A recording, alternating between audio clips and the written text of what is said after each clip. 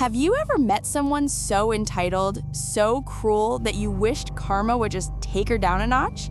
Well, this story isn't about waiting for karma. It's about making it happen. And trust me, the revenge was flawless. If you've ever wanted to see someone get exactly what they deserve, hit that like button. Subscribe for more true revenge stories and stick around because this one, it's delicious. Back then, I worked at a high-end boutique in New York City, the kind of place where dresses cost more than my monthly rent and handbags were treated like works of art. Most of our clients were wealthy but polite, except one, Madison Carter. Madison wasn't just rich, she was cruel. She snapped her fingers at staff, rolled her eyes if we didn't move fast enough, and treated us like we were invisible. Every visit was a performance of superiority. She'd buy a $10,000 gown, wear it to a gala, then return it the next day claiming it was defective.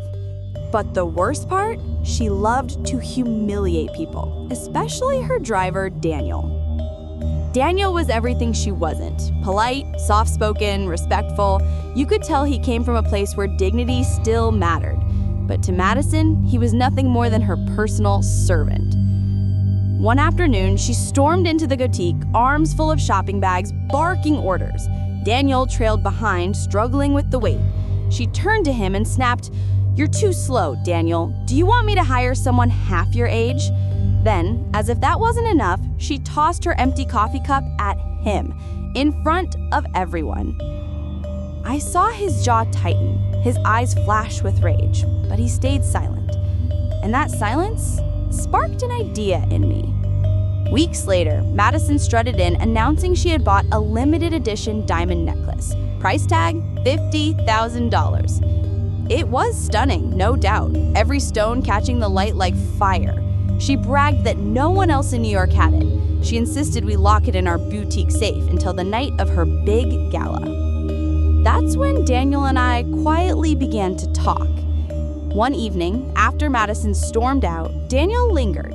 He confessed everything, how she underpaid him, delayed his checks, insulted him daily, even threatened to replace him if he dared to complain. He was exhausted, humiliated, and ready to quit. That's when I told him about my idea. You see, boutiques like ours often use display replicas, fakes so convincing you'd never know the difference. And I had connections to suppliers who made them. What if Madison's precious necklace wasn't the one she wore to her gala? Daniel's face broke into the first genuine smile I'd ever seen on him. The night of the gala arrived. Madison was too busy bragging to notice anything. Daniel walked into the boutique to pick up her necklace, but the one handed over wasn't real. The authentic $50,000 piece was already tucked safely away in Daniel's pocket. What she wore around her neck that evening was nothing more than a flawless fake. And as the cameras flashed and Madison bragged to anyone who would listen, I could already imagine the fallout. But the best part? I didn't have to wait long. Under the bright lights of the gala, one of Madison's so-called friends squinted at her necklace. "Are you sure that's real?" she asked, loud enough for others to hear. Madison laughed it off, but whispers spread like wildfire.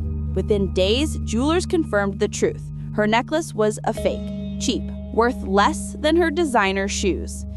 She exploded, screamed at Daniel, threatened the boutique with lawsuits. But she had nothing. Our records were spotless. Staff swore she got exactly what was in the safe. Daniel?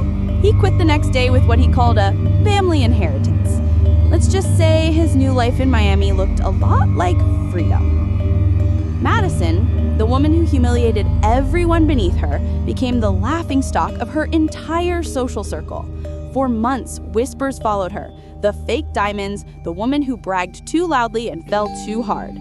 Her reputation crumbled, and every time I walked past that empty display where that necklace once sat, I couldn't help but smile.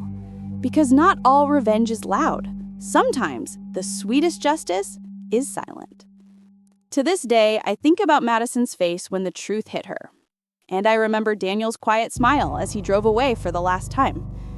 Some people never learn humility, but sometimes life teaches them anyway, with a little help. If this story gave you chills, smash that like button and tell me in the comments, what's the most satisfying revenge you've ever seen? Don't forget to subscribe for more stories that prove one thing: karma may take its time, but justice always finds a way.